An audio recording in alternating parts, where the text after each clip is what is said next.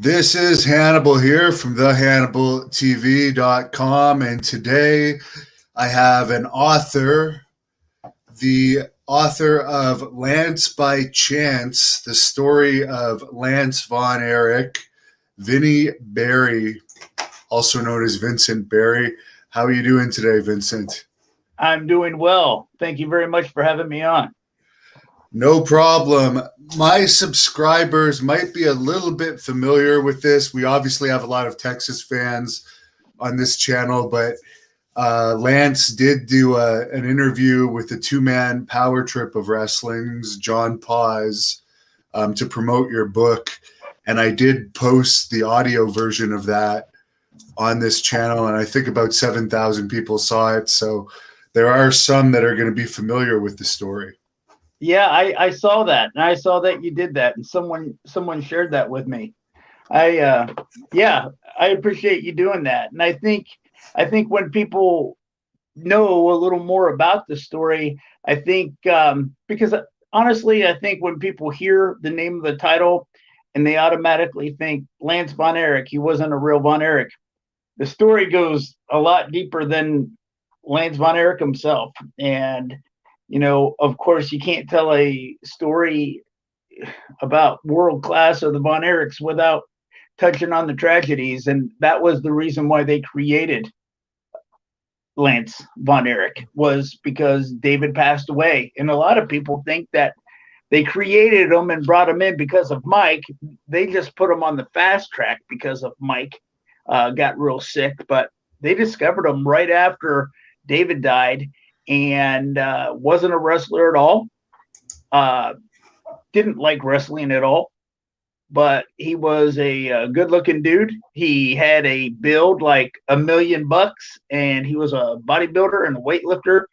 And they just automatically thought, hey, we can pass him off as a Von Erich cousin, and we can, and it's funny is because I've seen a few of the Dark Side of the Rings, and every time on Dark Side of the Ring, they mention Lance briefly, but they really don't go into how much of a character this guy really was. I mean, they brought him in after, they discovered him after David Von Erich, and the ratings on the show really plummeted after Fritz went on TV and told everyone that he wasn't a real Von Erich.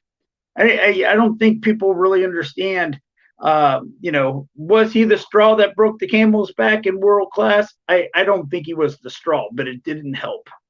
That world class had already lost a vertebrae or two before Lance left, but it didn't help Fritz's credibility. And leaving the NWA didn't help world class at all either, The one thing from the interview that Lance did that I posted on this channel that I found was an excellent point was if they had just not come out and said that he wasn't a real Von Erich, they wouldn't have really even known, because he didn't do much in wrestling after, and word didn't travel between the territories. So it was a huge mistake on Fritz's part by going on TV after telling everyone he was a Von Erich and saying that he wasn't. I'll say this, Devin, he didn't do much in wrestling over here in the States, but he had a 10-year wrestling career. He wrestled with world class for a year and a half, and then when he left, he did a short stint with Ken Mantell's Wild Wild West, and he did a short stint, one trip to Puerto Rico. He then went to South Africa and wrestled for Steve Simpson's family. And he wrestled there probably until 1996. And became, and I know a lot of people, I've had this conversation with a lot of people, and he became a pretty big international star over there using the Von Erich name as Lance Von Erich. So he did keep using the name then over there. He did. Absolutely. So how did they convince him to become a Von Erich in the first place? if you're saying that he had no interest in wrestling, obviously he was a great athlete, very good looking guy. How did they discover him, and how did they go about coming up with this plan and presenting it to him? Well, David Manning was at a golf course, and Lance was at a golf course with his fiance and his, I guess, soon to be father in law. And they were golfing. And the fiance just said, "Hey, I think this guy is staring at you. Or, do you know this guy? Because he's looking at you quite often today, and maybe he thinks he knows you." And finally, I guess Lance caught the guy looking at him, and it was David Manning. And so David Manning came over and introduced himself. And the only convincing that David had to say to Lance, who was, I guess, 23 or 24 at the time, "I think you can make a lot of money." And a guy in his early 20s, who liked to make money anyway, thought that sounded pretty good to him. But he never made the money that was, what he thought that he was going to make. I mean, a lot of times he was, making gas and whatever. I mean, not that he didn't get good paydays here and there. His very first payday in world class was like $2,500. And that was when he went down there to the Cotton Bowl and did that little run in with Gino and Chris when they were getting their heads shaved, but that was his very first appearance in world class too. And I would think that, Fritz wanted to make a good impression on him, but the money in wrestling for him wasn't that good. But also too, you got to remember, world class was on the downcline or the decline down at by the time Lance came in. It really got worse when Gino Hernandez died. And I think they talked about that on Dark Side of the Ring. Of course, they talked about Mike Von Erich. That was the one for me. When Mike Von Erich died, that really kind of took the wind out of my sail. And that was on Dark Side of the Ring as well. And yeah, it was a tragic time, and it was a great territory. At one time, that place was magical. Yeah, not too long before that, it was magical. Did they kayfabe the other wrestlers that he wasn't really a Von Erich? I'm sure the guys, I'm sure the guys knew he wasn't. I'm sure the guys knew he wasn't a Von Erich, but I asked him about that because, when we talked about that, he said if the guys, because he was getting a push, he got an automatic rocket put on his back, right, when he came down there, because he's, bearing the Von Erich name. And so we had talked. I said, well, did any of the guys in the promotion give you, did you feel any friction from any of the guys because you were getting a push and some of those guys before you? Because he says clearly, he just says, hey, he said it in Portland and he said it in Dallas, here I come in and there's guys that have been waiting and waiting, for their turn. They've been waiting to wrestle for the American title, and Lance got a shot at the American title the first Christmas after the October that he came to town, so he knew he was getting a push. But he, I would pretty much know that the guys knew he wasn't, right? I would think that, because the guys in the business are smart anyway, Yeah. but he didn't get have an issue with any of the guys. He said if the guys did have an issue with him, he didn't know about it. Right. And if he was Fritz's boy and getting the push, I'm sure they didn't want to mess with someone that they knew Fritz wanted to get over. Right. Matt R. wants to know if he spent much time with the Von Erichs outside of the world-class events. He, the one Von Erich that he spent the most time with was Kerry. And him and Carrie got along quite well, and him and Carrie, their wives, the four of them would get together for dinner or drinks. There wasn't a lot of downtime, but when they did, the four of them liked to hang out and spend some time together. But he didn't have a relationship with any other. He never rode with Kevin. He never rode with Mike. Uh, Kevin and him had a strictly business relationship. If you watch them on camera, they look like they got along really, really well, but they didn't hang out. They didn't. There wasn't a relationship there. There wasn't a friendship there. And Mike was a little younger than Lance, and he was really, really quiet. He had this personality. He's real quiet, and he basically, the way that Lance describes it is that he, come to his matches to wrestle, and that was about it. And so, he didn't see a lot of Mike. But Kerry was the one that he got along well with and liked a lot.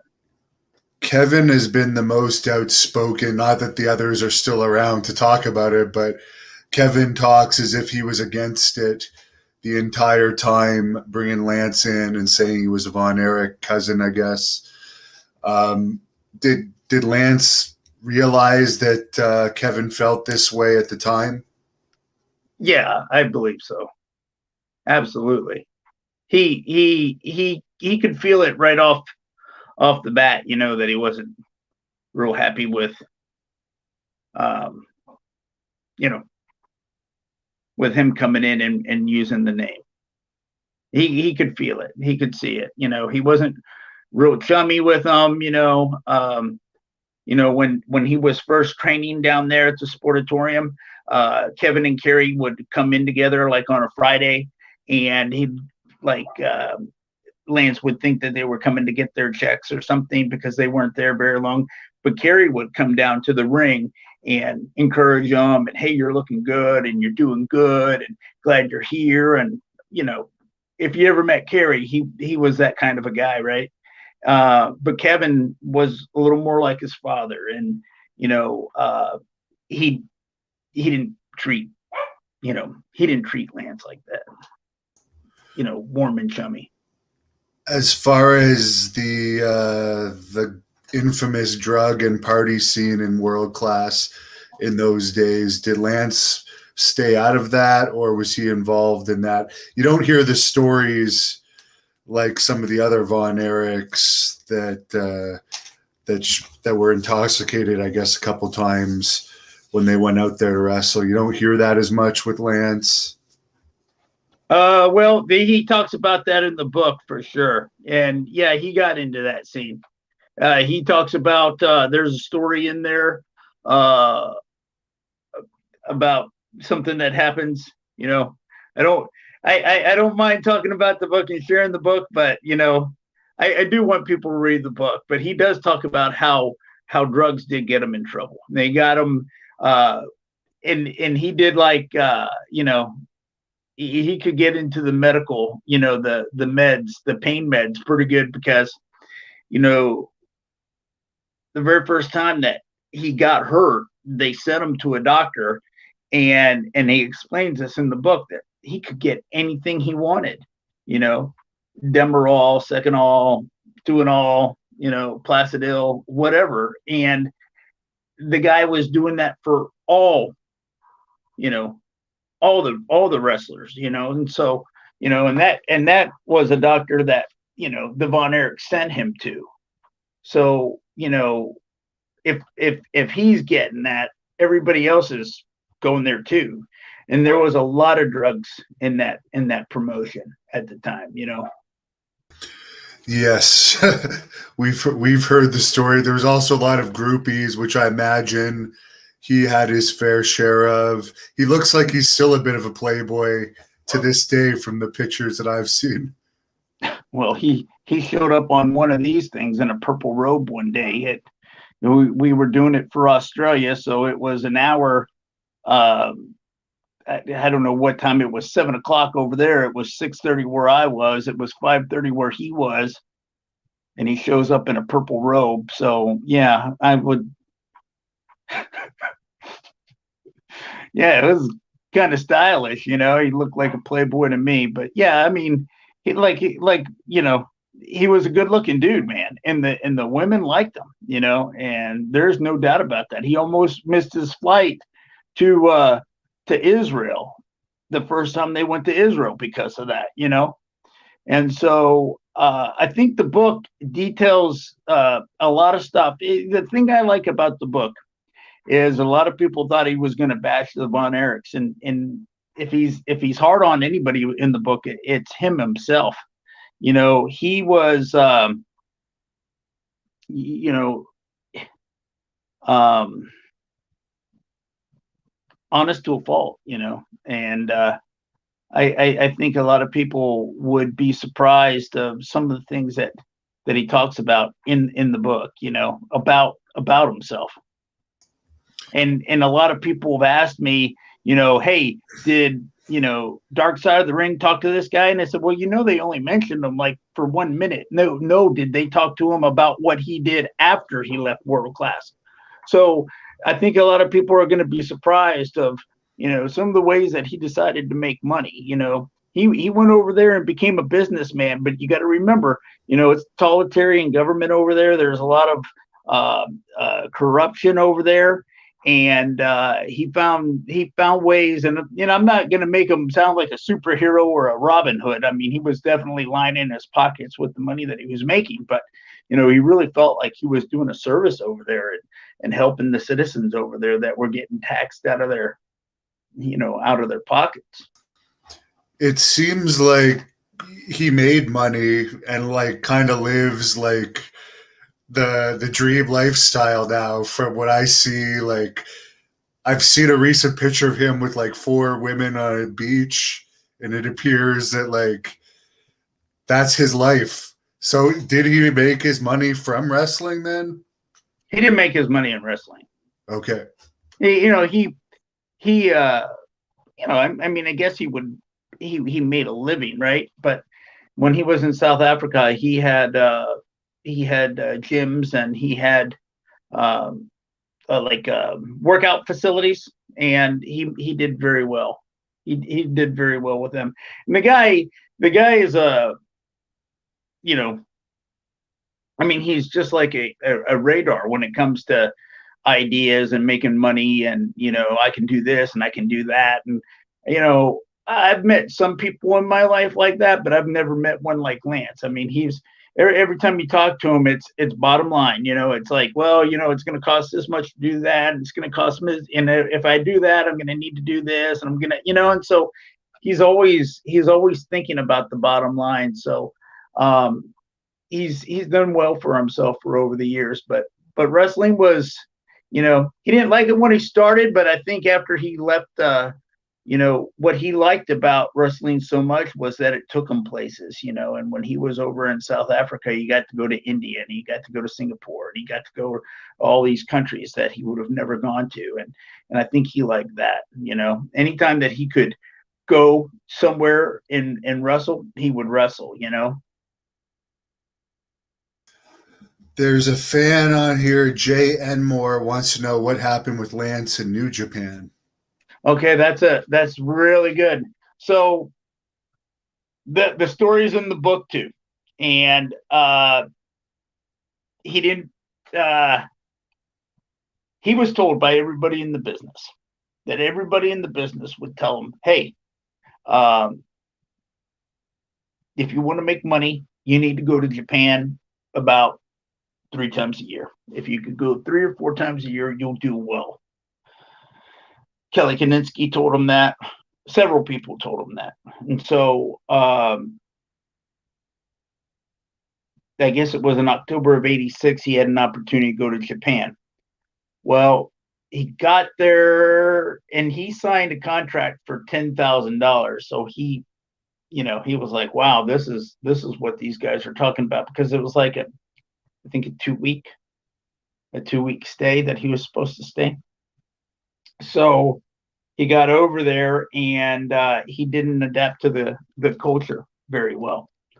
And so he drank, and because he drank, and they didn't have any beer over there. He was drinking scotch, and he got a little way too much drunk um, for his first event. And so, again, uh, Kevin's reaction is in there, and he did not finish the tour.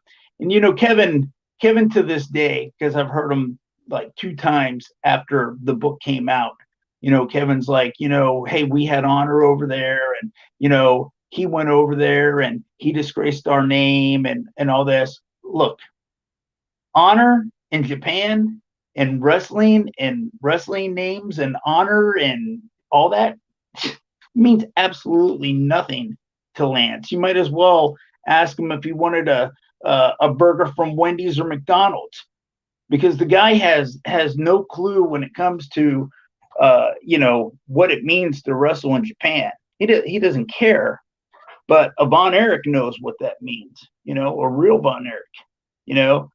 Bruiser Brody would know what it means to wrestle and honor your commitments in Japan. But Lance, he's just there to get a paycheck, and so that's Kevin's biggest complaint, is that he left Japan, and he says that, and again, you could read the book to get more information on this, but he says that he got that Fritz took him out of the hospital to send him to Japan. And I spoke to somebody who worked in the office during that time, and nobody replaced. So Kevin says that Fritz took him out of the hospital and sent him to Japan to relieve Lance. And from who I talked to, who worked in the office and was doing the booking, like the traveling and stuff like that, nobody replaced him. He might have gone at a later time, but he didn't go that week.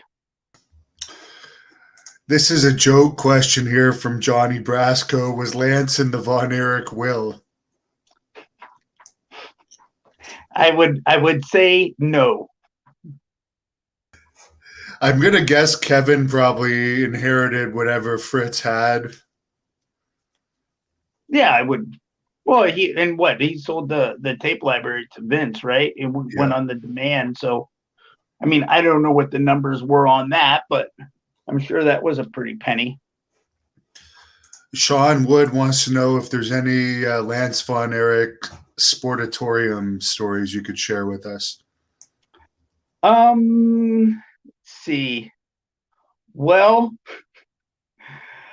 Lance had some friends. So when he went to Israel, he made friends over there the first time. So, and some very, very good friends. And they had came down before he left Dallas. They came to visit him in Dallas.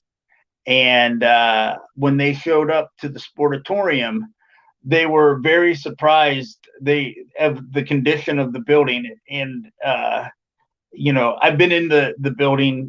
There's pipes in the in the ceiling on the ceiling of the hallways and stuff, and water's dripping, and there's puddles of water, and it smells like popcorn, and it's not that attractive. And their reply to Lance was, or their question was, this is the world famous sportatorium that we watch on TV, because all they show on TV is the ring, and you see all the people, and you really don't see all of the building, and so that was one thing that his friends were pretty surprised about. He talks about how, like, in the dressing room, where there was like one dressing room, but on the outside there was a door for the heels and a door for the baby faces.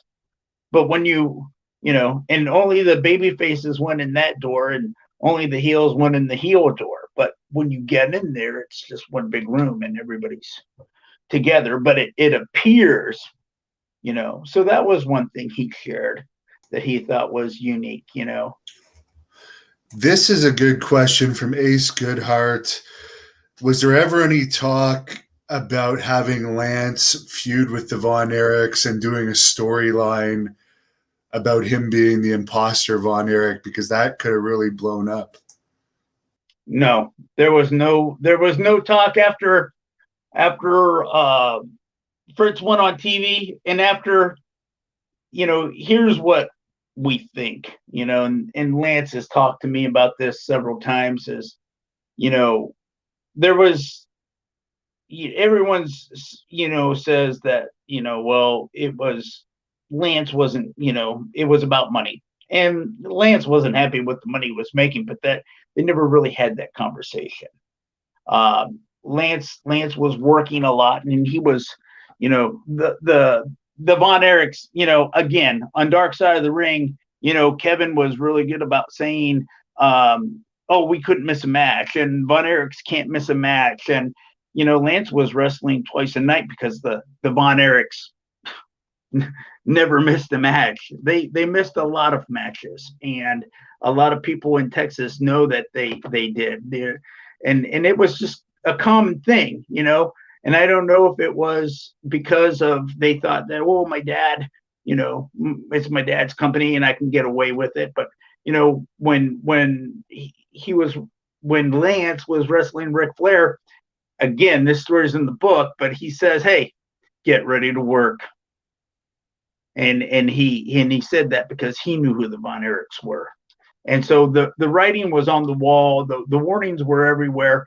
And so what happened was, he's working 2 times a night and he gets an injury, and he just doesn't go to work.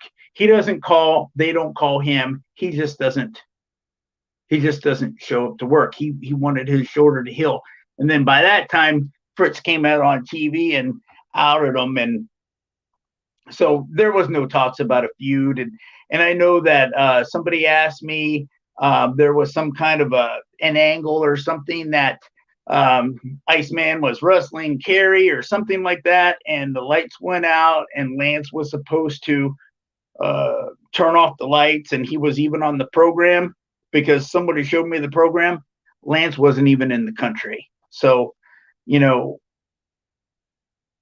was no Lance angle after, that Lance was a part of, or that he knew of.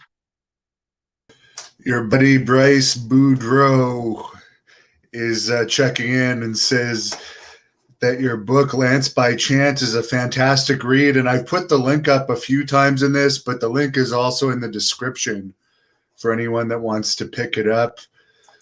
Dusan, watching from Norway, wants to know if Lance ever ribbed anyone or got ribbed. He did rib. He ribbed Kerry. Again, that story's the story's in the book, but yeah, he ribbed Kerry. And he said that he said that stuff in Portland was a little more frequent than it was in Dallas. Not that it didn't go on in Dallas, but when he was in Portland, he was like, it was happening left and right. Bobby Jaggers was always doing something. Billy Jack Haynes was always doing something. And, sometimes he thought he was running around with some kids, because it was just a lot of laughing and trying to get a one up on everybody. He said that, again, that's part of the business, right? The jokes and the ribs and stuff like that. But he told me if he was to compare the two territories, that Portland was worse than Dallas in that sense of behavior. They were too busy with all the groupies in Dallas. Yeah, and they were too high too, probably.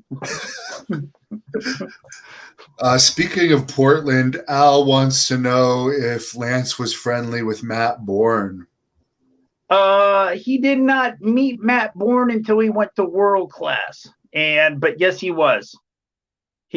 And he liked Matt Bourne, and he liked Buzz Sawyer too. And so Matt Bourne and Buzz Sawyer and Lance and the Dingo Warrior, who's Jim Hellwig, who was the Ultimate Warrior, had a program, and they traded the belts back and forth for a little bit, the tag team belt. So, yeah, he liked Matt, and he liked wrestling, and Matt, and the thing he liked about Matt was that he was a second generation wrestler, and he talks about that often of how those wrestlers were just a little bit better or different, like the Von Erich boys and Kelly Kaninsky and Matt Bourne and Steve Simpson and all these guys that were second generational wrestlers. He was just like, the other guys, some of the other guys were good, but those guys,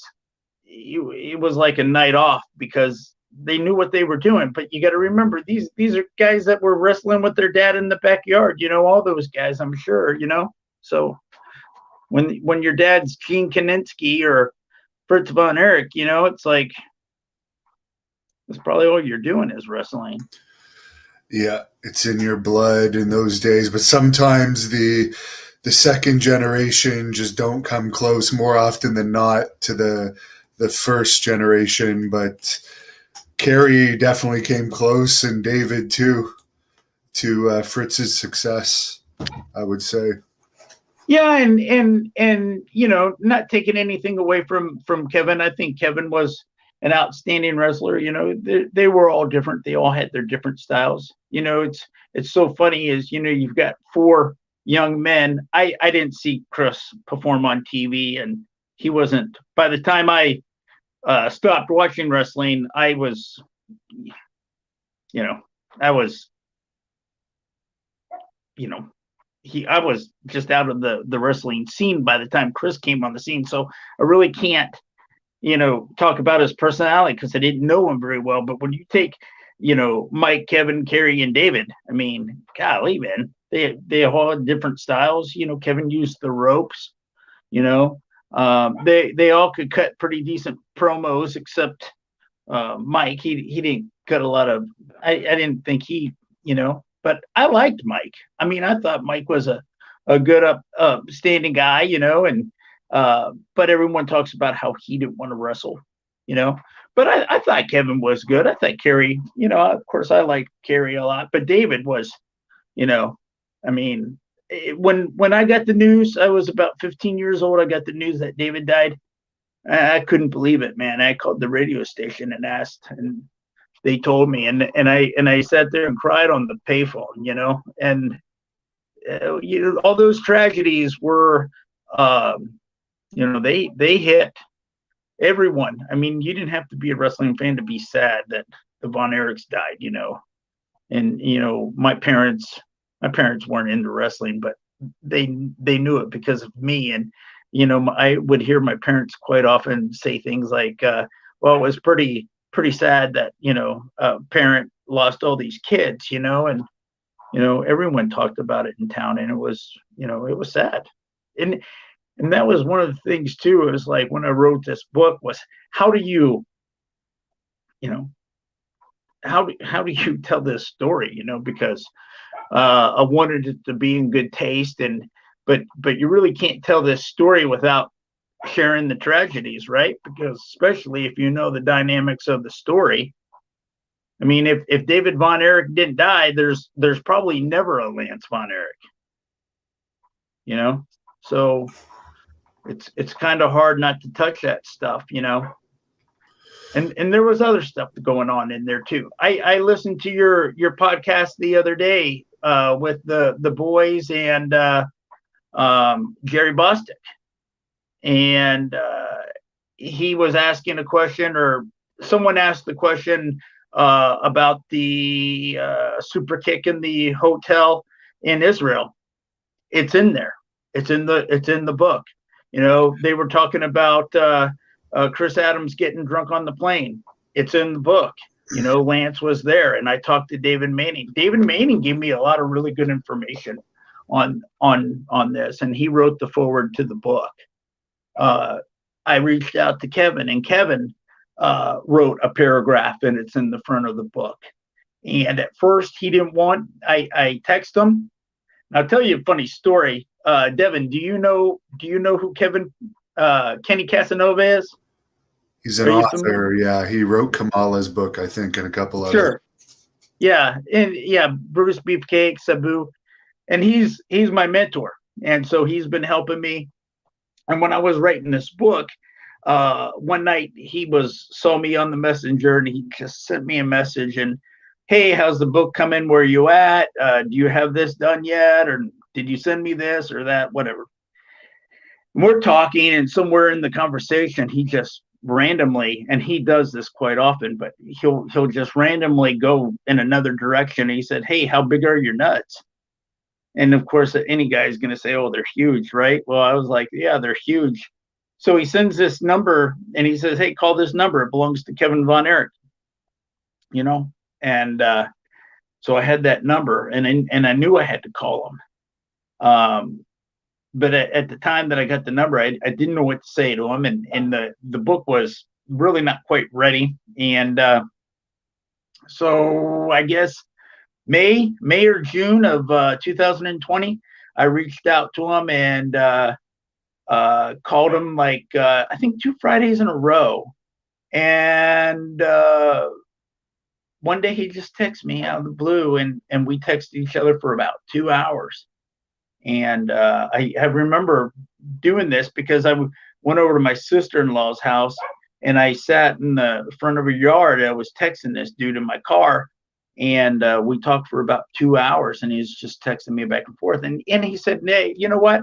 I don't want to write anything for the book. I think it wouldn't be fair to my brothers." And he mentioned the thing about Japan, and he was really pissed off about that. And and then he would, I could tell there was animosity there, and he wasn't, and so he just said, "Vinny, no thank you for the offer," because I told him, you can write whatever you want, man. I don't care how long it is. I'll stick it in there, and about a week later, he texted me back and said, "Hey, I was thinking a lot about this, and I didn't realize, how much I've thought about this over the years, and didn't really say much." And he was just really cordial and said, "Hey, I hope you're doing good. I hope Lance is doing good, and you guys take care of yourself." And I was like, okay. So about a week before I went to printing, it's a Friday night, and I was calling the printer on Monday, or send my stuff up on Monday. And so I just sent him a text and said, "Hey, would you give me a quote that I could stick on the back of the book?" And he printed out like this paragraph. He sent me this paragraph in a text and put his name to it and everything. He says, "You can use that." And it was too big to put on the back of the book, so I stuck it. It's the first thing you read in the book, and it's not that flattering. And when I went to Lance and told him about the paragraph, and he says, "Well, are you going to stick it in there?" And I said, "Yeah, I'm going to stick it in there." And he goes, "Well, I don't see why you have to stick it in there." And I go, "Lance, we have to put it in there because it's Kevin's piece. It's Kevin's say, and it's not very nice, and it's not very flattering, but you know what? We need to stick it in the book." And his reply was, "Well, if you think we need to stick it in the book, then stick it in the book." And that's why it's in the book. Very interesting. Now, Herb Simmons, who's involved with this big Bruiser Brody Cup event in Carthage, Texas, November 5th and 6th, which will be the biggest fan fest in Texas of the year. He wants to know if Lance had any interactions with Brody and what he thought about Bruiser Brody. He did. He wrestled in about 10 matches with Bruiser Brody. He liked Bruiser Brody. He thought Bruiser Brody was a good family man. The way he carried himself at the sportatorium and at the matches. He didn't go out and party with the guys. He didn't womanize. He came to work. He did an exercise regimen. He would tell things to Lance. He'd share things with Lance, and this isn't the book, but he'd share things with Lance and, hey, watch out for this, or don't do this. And there's a common piece of advice that several people give him in the book. Well, there's a couple common pieces of advice, but it's real interesting that, that it's like everybody saw the writing on the wall. And whether Lance saw the writing on the wall or not, he was going to ride the horse until it died. And it died in 1987, right before the third Parade of Champions. This will put some things in perspective for you for the way that the promotion was, how hot it was, and how quickly it wasn't. So in 1984, you could go to the Wikipedia and see this, but they had like 43,000 paid tickets. They might have had 50,000 people in that Texas Stadium when Kerry won the world title. That was the first Parade of Champions in 1984. Fast forward to the third Parade of Champions 2 weeks after Mike Von Erich died, and there was what, maybe 6,000 or 7,000 people at that. So you're talking about, I don't know what the numbers on that, but golly, that's like 80%, 90%. Hell, it's a lot of people, a lot of lost business. And the people of Texas were, I think, were brokenhearted, because I know I was, it was just like, what else can we take here, or, how much more tragedy can we take here? It's like, what is this stuff, Now, Lance, of course, was tag team partners with the Dingo Warrior, aka the Ultimate Warrior. Any stories about that in the book? There's got to be. There is. There is, and I'm going to save it for the people online. There's a funny story that they go out of town, and of course Lance meets a woman. That was his MO. That always happened. And him and the Warrior have a conversation about Lance wanting the room, and I'll save that story for the readers. But yeah, there is a story in there, and he liked Jim Hellwig. He liked, the thing I found out about Lance was, if they had muscles like he did, they got along well. One thing, they had something in common, but they could always talk about, they could talk about their working out and stuff like that. And they had, weightlifting ideas or different ways of nutrition and stuff. So he usually got well along with those guys. Grapple Vision wants to know, did Lance keep any friends from inside the wrestling business after he got out of it? He did. He stayed in contact with Dusty Wolf, Jeff Bearden. PJ Black. He wrestled for PJ Black's dad in South Africa, so he's talked to PJ Black. PJ Black was a kid, of course, when Lance wrestled over there, but when I say a kid, probably 10 or 11. But they've kept in touch through the years. I spoke to PJ Black a little while last week. I'm working on a story with him. It's been a little while since they've spoke, but yeah, they've kept in touch over the years. I think trying to think who else. Those are the three names that I can think off the top of my head. Now, you say Lance was honest in his book. Did he talk about steroids? He did. That's something that the doctors would have hooked him up with as well? I think he was introduced to steroids well before wrestling. Got to remember, he was a bodybuilder and a weightlifter. There's an interesting story in the front of the book with his mother. and how he got into working out. He probably had this not had this life-changing event with his mother, maybe he'd never been a wrestler, because maybe he never would have worked out. But Lance was a really, really, really chubby kid, and every time he says it, he couldn't find the picture he wanted to give me, but he was overweight as a child. And so his mom, again, there's some stories in there that some of the things his mom did to him, but he ended up working out. And when he was working out, he started running around with some guys. Back then, you got to remember, in that scene, in the gym scene, you're talking maybe late 70s, early 80s, steroids were very prominent, and so, yeah, he met steroids way before he met wrestling, Yeah, they still are very prominent. Well, Even though, although I think they were legal till like 1990, and then they became illegal in most places. But right.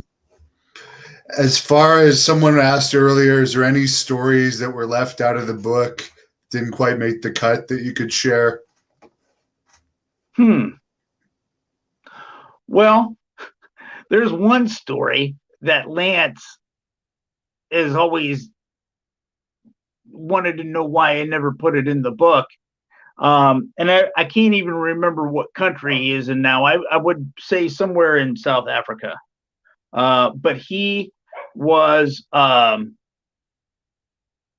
he just got done wrestling, and he was in his trunks, and he was talking to these girls. And I guess he thought he was, I don't know, maybe going to go out with the girls after the match or something like that. But what happened was, when he went into the changing room to take a shower, he came out and the girls took his clothes, or another wrestler, but he thought that the girls took his clothes and maybe a wrestler had him do it. But so he's naked and had no clothes whatsoever. And he left the arena and drove home naked. And that was one story that didn't make the book. and for whatever reason, he was disappointed because it wasn't in the book. Sean Wood wants to know any stories about Mickey Grant, the legendary world-class pro wrestling producer. He's mentioned in the book only because of what he did for World Class, but Lance didn't have much interaction with him. Billy Jack Haynes, very popular on this channel. Maybe you should try and get a book with him. That would be a hell of a task to get his stories down, because they're so out there, and it's hard to keep them on topic. That's interesting that you bring him up, because there's a full chapter in this book dedicated to Billy Jack Haynes. And so, the fans are bringing him up, so that's why I was going to ask about if you could share anything about Lance's relationship with Billy Jack, because they were tag team partners in Portland. That's right. And the interesting thing, when they were tag team partners, or when they had the belts, they weren't friends. They weren't. They had a falling out, and Don put the belts on them during this falling out. And I think Billy Jack ended up going to like Japan or something, because he went to Japan from time to time up there. There's a story in the book that when Billy Jack Haynes went to Japan and then he came back, and that's when him and Lance had a falling out. But I'll share a story with you that Billy Jack Haynes came to Dallas-Fort Worth right as Lance was coming in. And Lance had a couple matches he wrestled under a mask. And when he wrestled under a mask 2 times in World Class, you got to remember, they haven't exposed him yet, so nobody knows Lance or if there is a Lance or anything. This is before he goes to Portland, and he's coming back from, I think it was Lubbock, and they're on a plane, him and Billy Jack, and they're talking, and he says, well, there's a good possibility I'm going to Portland. He goes, well, I live in Portland and I have a house in Portland, and if you go to Portland, because it was looking like that, he says, if you go to Portland, call me and you can stay with me until you settle in and find your way around and figure something out, and we'll go from there. And so sure enough, within a couple of weeks, he went up to Portland. And so Billy Jack Haynes picks him up. He has got his black Corvette and he drives them. He goes, hey, you know what? We're going to meet the boys. And so he goes to meet the boys. And I'll share this story. I've been kind of, not wanting to tell you how the cow ate the cabbage, but I'll share this story for you. This is Lance's very first night in Portland. So Billy takes him up. He goes, hey, we're going to go see the boys. We'll go to the hotel. It was a travel day. So they're staying in a city, but they weren't wrestling that night. So they go to a hotel. It happens to be a hotel where, you know how some hotels, I guess a motel has like the doors on the outside. Well, this had like the doors on the inside.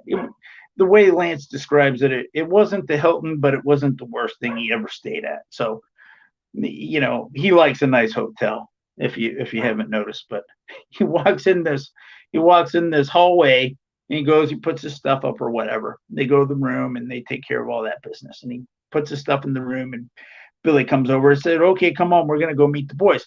Well, as they're walking down the hall, they can hear a lot of yelling, just like a little commotion, coming from the room. And so, they get inside the room and there's guys all around, huddled around the bed and cheering something on. Well, when they get closer, one of the wrestlers is having sex with a woman. And they're just like, go, you go for it. Go. Yeah, you're the man. And, like teenagers, And what was so funny about this story was Lance is kind of appalled and he's looking at this scene, right? And the girl in the scene, or who's having sex on the bed, looks over to Lance and says, hey, look, the new guy is here. And everyone's like, hey, new guy, I'm so-and-so and I'm so-and-so. And they're like reaching over the bed where this couple is having sex and they're introducing themselves to each other. And so, Lance stayed in there for a couple minutes and then he walked outside and he's thinking to himself, like, what the hell did I get myself into, And Billy Jack Haynes comes out to him and says, hey, man, welcome to wrestling. Yeah, that reminds me of Tony Atlas saying the first time he met Ric Flair was completely naked and he walked up to him and shook his hand like it was just an everyday thing. Hi, I'm Ric Flair. Like, you're just supposed to ignore that his dick's flopping around. Grapple Vision wants to know, did Lance ever have any dealings with either of the Fullers? Not to my knowledge. We never talked about them. We never talked about the Fullers, and so I would have to say no. Was he ever a heel when he was wrestling in any of the other territories? He's a babyface his whole entire career. Is there any favorite match that he had in his career or matches? He said he liked the matches when he went over to South Africa and he started to kind of come into his own. He didn't have to fit this Von Erich model anymore. There was a lot of pressure on him wrestling as a Von Erich,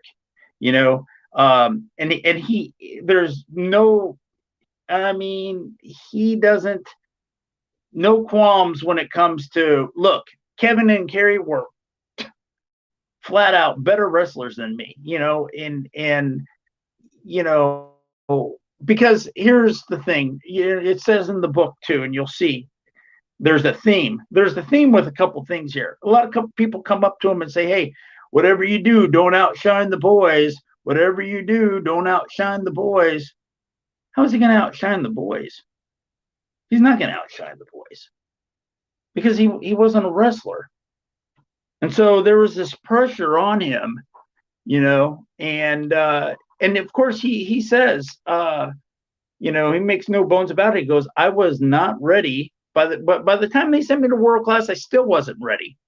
I needed another. He thought he needed another year or so up in Portland before he came down to Dallas. But they kind of rushed him because they needed Von Erichs on the card. They're running like 2 shows a night. You got this show on Monday night, you got this show on Friday night, and then you're going to all these places. You're going to these high schools and these bingo halls, and you're going to these little towns in Texas and all over Texas. And so you're going to these high school gyms and stuff like that, and you're running 2 shows a night. So you needed a Von Erich on the card because that was the draw. All the other guys were good, but they weren't Von Erichs. It was Iceman was cool, and Brody was cool, and the Grappler and Jim Garvin and Chris Adams and all those guys were cool, but the Von Erichs, that was the foundation of that. That was the moneymaker. And that's why they brought in Lance. Did he have any interaction with Rick Rude in Dallas? He liked Rick Rude, yeah. Liked him a lot. He liked Rick Rude again because Rick Rude was ripped, right? And so they had that in common. But he liked Percy Pringle too. He thought Percy Pringle was just a really kind soul and a really funny guy. And he said he spent a lot of time talking to Percy Pringle, who ended up becoming Paul Bearer. But he mentions those guys in the book as well. You got to remember when Lance came in. That was the American title match that he had in December of 85 when he came down there. So he came down there October for the Cotton Bowl match, went and finished commitments, came back a little bit here and there, but then he came down, had a match at Thanksgiving with Killer Tim Brooks, and then Christmas he's fighting Rick Rude for the American title. Probably lasted about 7 minutes. Was he ever offered a WWE tryout or anything? I imagine if he had actually bothered to try and apply for WWE, they may have been interested in him. He talks about how when he was in Portland, Don Owen was like, "Look, don't go." Ricky was his name. His name was Ricky Vaughn up in. But he was like, "Ricky, don't go to Dallas. Don't go to Dallas. Go. You can wrestle here for a couple more years and go straight to the WWF." And he kind of thinks that he should have done that. Hindsight, that's a beautiful thing, right? We can see everything a lot clearer when the problem or the situation isn't staring us in the face. But he wishes he would have done that. However, when Fritz went on TV, he thought that that's why he did it. He thought, and if I don't know this for a fact, but I kind of felt when I was living up there at the time, I kind of felt like Lance got blackballed. It's like nobody really wanted to use him after that. Ken Mantell used him at the Wild Wild West, but him and Ken Mantell got along, and then he went to Puerto Rico, did a tour over there, and then he was pretty much done here in the United States. But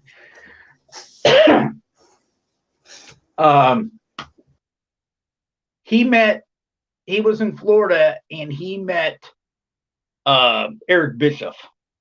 And he was walking by Universal Studios, and he ran into Eric Bischoff down there, and they were outside of a hotel, and he knew, Lance says he knew they were wrestlers as soon as he saw them because they were just big guys. And Eric Bischoff approached him and said, "Hey, man, you ever think about wrestling? Have you ever wrestled?" And then he told him who he was. And And there's a story about Eddie Mansfield in there too. So he met Eddie Mansfield, and it's an interesting story and an interesting conversation that they had. And but at that time, Lance was pretty much, when he met Eric Bishop, he didn't want to go back into, the grind. He kind of liked wrestling over there in the overseas because he could pick and choose. I mean, he wasn't working every day. He could work 2 times a month if he wanted to. I'll just say for the record, I only had one brief dealing with Eddie Mansfield, and he was a total scumbag in my dealing with him. So I can understand why most people that deal with him hate him. And he's best known for being the guy in the 2020 expose that they did on him. A couple more questions here. Grapple Vision wants to know if Lance was ever offered a large sum of money to jump to a rival company when he was still getting pushed by the Von Erichs. No. I see. Someone's mentioning Eddie exposed business. Well, a lot of people actually exposed the business. I won't put that all on him. So I put the link to the book buy page in the description for people that want to buy it. Maybe you could tell us, you've given us a little taste of Lance's career and why people might be interested in the book if they're wrestling fans. But why don't you tell us what's in the book and why people should buy it? Sure, absolutely. Well, what I like about the book, and I like it because I lived up there, and so I was always curious. Of years after, I'd see a picture of Lance, and I'd like, well, I heard this or heard that, or what really happened with that, and everybody thinks they know the story. It's in here, and if you want to know, you're gonna, he talks about. I'll just read off the chapters for you if you don't mind. But there's a word in there from Kevin Von Erich. He starts it off, and then a foreword by David Manning, and then a passage by Dusty Wolf. The chapters go in as him being discovered, him meeting Fritz, his wrestling training, him going to Portland. There's a chapter on Billy Jack Haynes. There's a chapter on Steve Simpson. A lot of people, you'll know that, Lance was responsible for bringing Steve Simpson down to world class. The landscape started changing a little bit there. And then there's some road stories in there from Portland, which is pretty interesting. You got him coming down to Dallas, wrestling as Lance. There's a chapter on Ric Flair. There's a chapter on Gino Hernandez. He shares the perspective of what was going on around when Gino died, and his interactions with Gino, and he liked Gino. He liked him a lot. There's a chapter on them wrestling in Israel. Very fascinating. They had culture issues. Of course, they go over there during Passover, and so they can't eat what they want to eat. There's a story in there of Kerry Von Erich and some of the other wrestlers hijacking the kitchen of the hotel, and they pretty much eat what they want in there. And you've got a chapter on Chris Adams, Kerry Von Erich, Mike Von Erich, them going to South Africa. Lance was on a train that was bombed, and there was a religious group that tried to pull a fatwa on them where they were going to kidnap them and kill them to make an example out of the wrestlers. And the country of India was protecting them. And in the end, the train ended up getting bombed. But that wasn't the only thing that happened that day. So a lot of people died, but the wrestlers got lucky. That story's in the book. Kamala was on that train. Jeff Bearden was on that train. Dusty Wolf was on that train. Barbarian was on that train. So it's a really good, very interesting story. Mark Laurinaitis was on there as well. And It goes into some of Lance's extracurricular activities. How he made money. I just saw that the question about Kerry, and will you read the question to me, because there's a really good story about that. The person just says that Kerry played off not having a foot pretty well, which that is true. Not many people knew at the time. That's true. And David Manning, when they down there on the end of Lance's run, I guess, or after, I guess, before Kerry went up to WWF, or there was a couple times that when they go to like some beach areas like St. Thomas or wherever, Virgin Islands or wherever it was, David said that he didn't always want to wear like long pants on the beach or something, and he thinks that it got out a little bit like that, like rumors started coming out a little bit. But yes, they did a really good job of keeping that. And the stories in the book that there was, the people that were operating that day basically had to take an oath that that they couldn't say anything at all, that nothing was to leave that room that day when the amputation occurred. And that story came from David Manning, and it's in the book. Now, I thought it was weird when Kerry went up to WWF and they put those tassels on his boots. That was the first thing that just struck me. And I never thought that he had an amputation. I just thought that, maybe he got messed up pretty good in the motorcycle accident. We knew it was bad. I mean, he didn't wrestle for almost 2 years. So he didn't move the same, but the tassels to me were like a distraction. So, I never thought that he was missing a foot. And yeah, I was shocked that, yeah, he did. He played it off great. Well, I appreciate you going through the stories of the book with us. I still have to finish it, but I'm looking forward to going through it, especially now that you've given us the teaser. Grapple Vision says Kerry is his legit favorite wrestler. He's up there for sure. I loved Kerry too, man, and I'll never forget that day he won the title over there at Texas Stadium. That was awesome. And were you there for that? I was there for that. Oh wow! And it was hot. It was 114, and we were sitting on the side where the sun was hitting us. Wow! And my dad didn't take me to a wrestling match outside after that ever again. Well, that was probably the biggest Texas wrestling event of all time. That was awesome, man. It was a good day. And there was one chapter that I didn't mention right after the train bombing. There's one called Wrestlers, Guns, and Money. Oh. And I'll say this. Lance came up with some ways to make some money over there in South Africa. It's probably couldn't have gotten away with a lot of stuff he did over here, but he'll tell you, and it's in the book. He went and made phone calls and he said, "Hey, I'm going to do this." And he called airlines and said, "Hey, I'm going to do this and I'm going to do this. How do I do this? And, how do I pack these guns and whatnot?" But it'll be a very interesting read when you get into the details of that book and what some of the people did over there. And I'll say this real quick, Devin. I do have signed copies by Lance.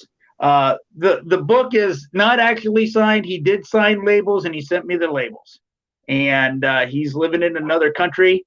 But Lance is not coming to the States, and he's not coming to conventions. And if you do have a wrestling autograph collection and you want a rare autograph, I can send you for $24.95. I can send you a signed book by Lance. And um, I've gotten so many phone calls of people like, look, we want them at this convention, we want them at that convention. Everyone has this idea, and now that he has a book, he's going to go on this tour. You know what? Had I not approached Lance, we probably wouldn't have been doing this book. He probably wouldn't have done a book. He's so far removed from wrestling that, when I first approached him about this book, he was like, why do you want to do this? And I said, well, I just want to write a story. I just wanted to write a story for my website. And he was like, who cares? And he goes, tell me, who is the one person who's going to care about this, Vinny? And I was like, me. I care. And so he did the story with me, but after he read the story, he liked it so much. I said, look, there was so much stuff I couldn't put in the story. I said, if you ever want to write a book, please consider me for the book. I would love to do it. And I never wrote a book before. This was my first project like this, my first undertaking. And he said, Vinny, write the book. And there you go. Very interesting. Well, I'm in the process of doing my own book right now as well, with somebody helping me out. So I look forward to finishing your book. I'll let you close this off however you want. Thank you again for the copy you sent me. And I'm sure one of these days when I'm back down in Texas, which at the latest will be later this year, I'll run into you. Yeah, that would be nice. I'll send you my number, and next time you're in Texas, you can hit me up. And this summer I've been hitting some shows and getting out. I haven't done anything since the book came out because of COVID. But I've hit some shows, and I'm meeting a lot of people, and the book is getting a response. I also have a new book coming out. It's coming out in July, and it is called Russellville, the Gulf Coast region, and more. And it consists of 35 short stories and of various wrestlers. And it also has over 300 pictures of the Gulf Coast region, spanning from 2011 to 2021. I think we got some matches up to the first of the year. So there's the book right there. And there's a story in there: Harley Race, Tracy Smothers, Ricky Morton, Bushwhacker, all the guys on the cover, plus 25 more, and so I think fans would like that. The reason why I like that book and why I wanted to do that book was that I do have a hard time committing to a book. And if the book doesn't grab me, sometimes I can't finish it, and I wanted to do a book of short stories for such a long time. And so I put my short stories of the wrestlers together in this book. And the beauty of this thing is you can read one story or two stories. You can read a couple stories before you go to bed, put it down. You don't have to, pressure yourself. You can pick it up. You look at the pictures. You can come back to it. It's a fun read. And even in the back of the book, Jean-Paul LeBlanc, he was the one who helped me with the book, and he gave me access to all those pictures. And we put some promo pictures. So if you have the book at the show, you can get these people. There's 24 like promo pics in the back, and you can get them autographed, and so it's loaded down with pictures. It's loaded down with interesting stories. And it's the second book coming out behind Lance Von Erich. And I think it's a good compliment. It is totally different than an autobiography, but I think fans are really going to enjoy it. And my friends who have read it, like the fact that, they didn't have to commit to the whole thing to enjoy it, but one of my friends, he read the whole thing. He was pretty impressed with it. So I think fans are going to like it. And it's already selling. It's coming out in July. I do not have it on the website right now, but I've been selling pre-orders at the live shows that I've been going to, and people are already buying it. So it's pretty surprising that, that it's not out yet, and people are very interested in it. I got a prototype printed up, and so people get to look at it at the shows, and it's pretty neat. Thank you for watching the Hannibal TV. Please like this video if you enjoyed it.